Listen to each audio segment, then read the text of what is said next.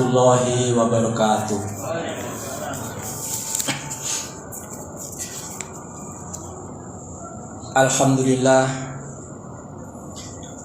Alhamdulillahilladzi hadana li hadza wa ma kunna linahtadiya laula an hadanallah. Asyhadu an la ilaha illallah wahdahu la syarikalah wa asyhadu anna Muhammadan abduhu wa rasuluh. Allahumma shalli ala Muhammad wa ala alihi wa sahbihi ajma'in, amma ba'du. Para jamaah, bapak-bapak, ibu-ibu sekalian, jamaah tarawih di Masjid Al-Akbar ini yang insya Allah dimuliakan oleh Allah Subhanahu wa Ta'ala. Marilah kita senantiasa tingkatkan rasa syukur kita kepada Allah Subhanahu wa Ta'ala yang telah memberikan rahman dan rahim kepada kita, senantiasa memberikan kenikmatan iman, kenikmatan Islam, kenikmatan ketakwaan kepada kita sekalian, sehingga pada kesempatan ini,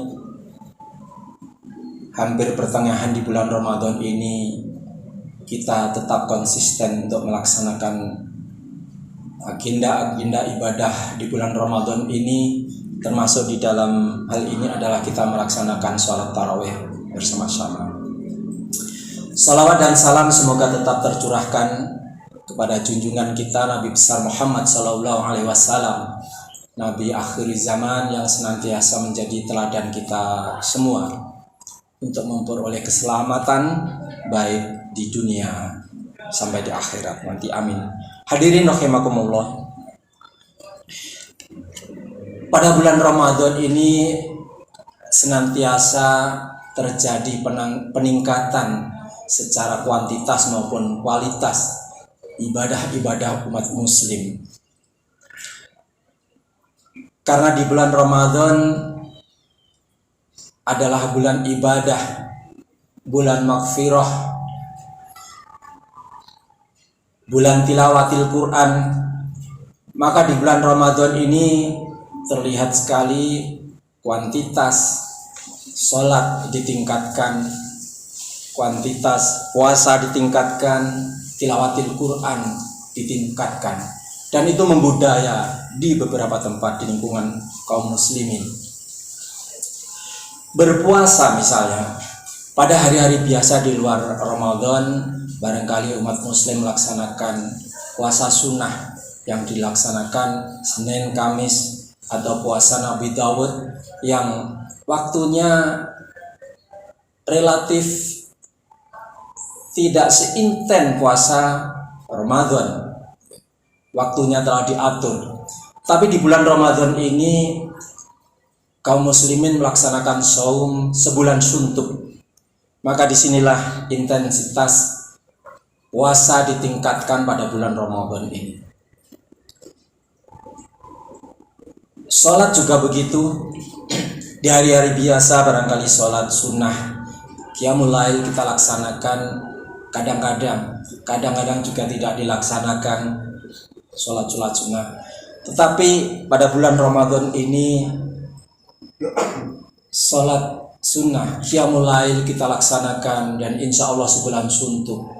Dan ini membudaya di musola-musola, di masjid-masjid, di rumah-rumah, baik itu dilaksanakan secara sendiri di rumah maupun berjamaah, dan juga di forum-forum buka bersama yang dilanjutkan dengan sholat tarawih bersama. Artinya kuantitas sholat umat muslim di bulan Ramadan ini relatif meningkat. Tilawatil Quran juga begitu. Setelah seusai melaksanakan sholat tarawih, kemudian secara budaya di masjid-masjid itu diramaikan dengan dikumandangkan ayat-ayat Allah, tilawah tadarus Al-Quran dilaksanakan sebulan suntuk. Dan ini terjadi di mana-mana. Ini artinya di bulan Ramadan ini ibadah kita selaku umat muslim itu meningkat secara kuantitas maupun secara kualitas. Bapak-bapak ibu sekalian, puasa, saum yang berasal dari kata siam artinya berpantang atau menahan, pantangan. Maka orang yang melaksanakan puasa ini memantang, menghindari sesuatu, makanan, minuman, atau hal-hal yang bisa membatalkan puasa.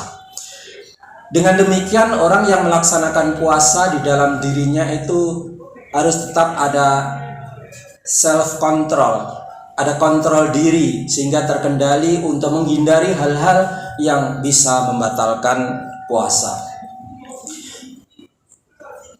Tidak sekedar menghindari makan minum di siang hari, karena Rasulullah memberikan kritik banyak orang melaksanakan puasa, tetapi yang didapatkan hanyalah haus dan lapar.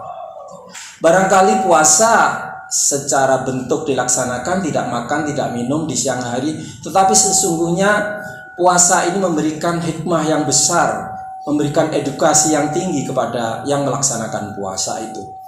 Karena dengan berpantang, menahan diri, maka hidup kita itu terkendali.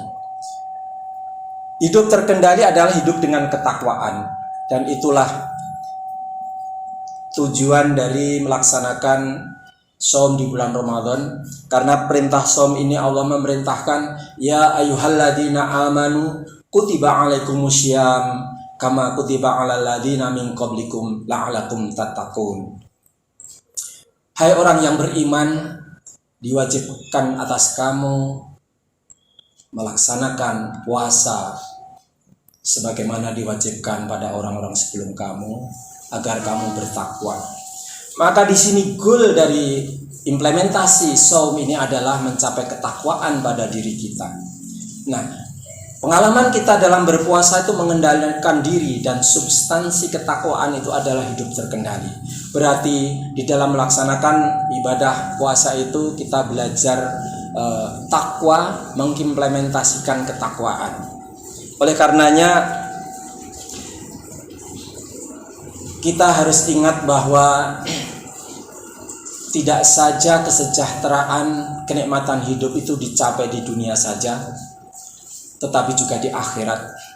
Bukankah kita diajarkan doa, Rabbana atina fid dunya hasanah wa fil akhirati hasanah.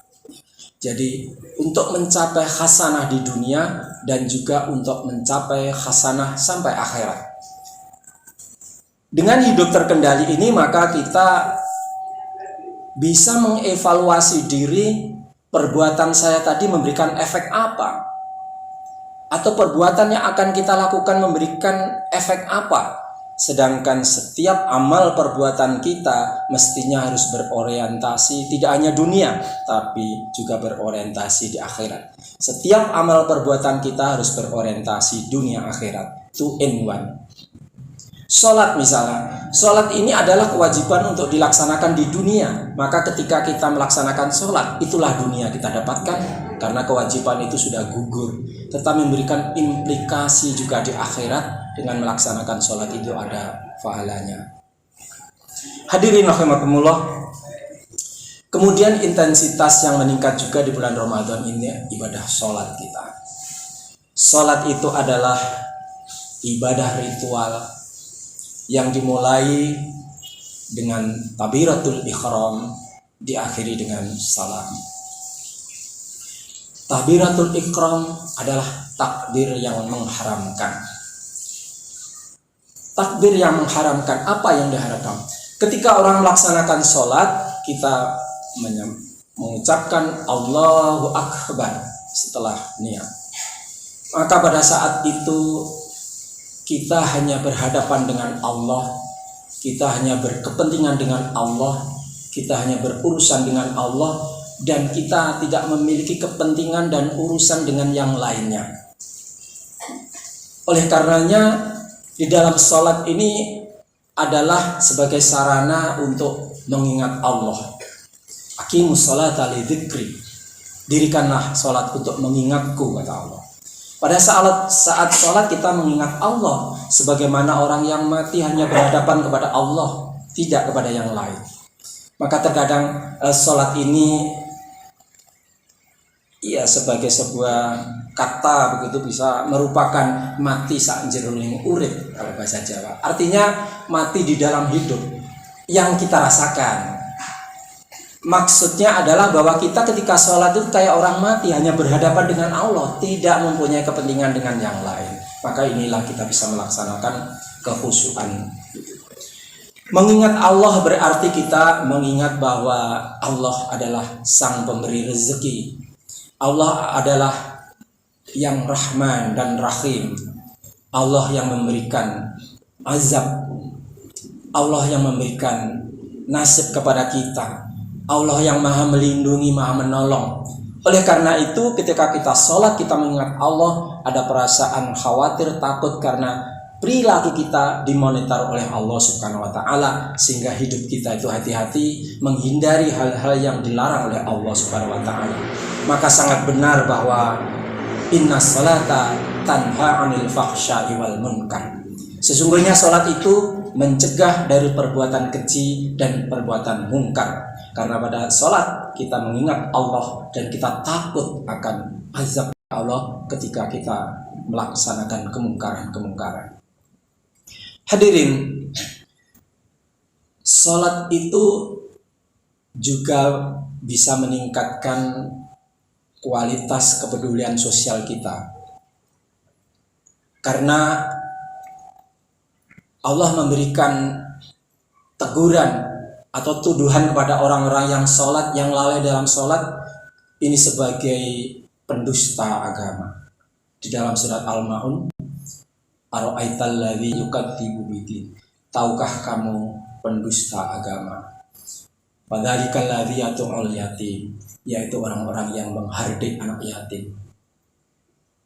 Wala yakhuddu ala ta'amil miskin, dan tidak memberikan makan kepada orang-orang miskin.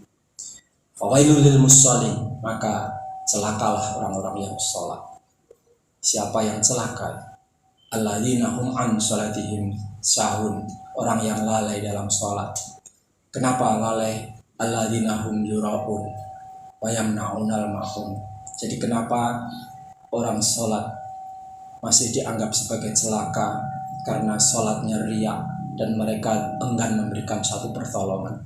Oleh karenanya ketika Allah memerintahkan di dalam Al-Quran banyak sekali redaksi yang tertulis. Perintah sholat senantiasa dilanjutkan dengan perintah berzakat, perintah menafkahkan sebagian rezeki yang diberikan.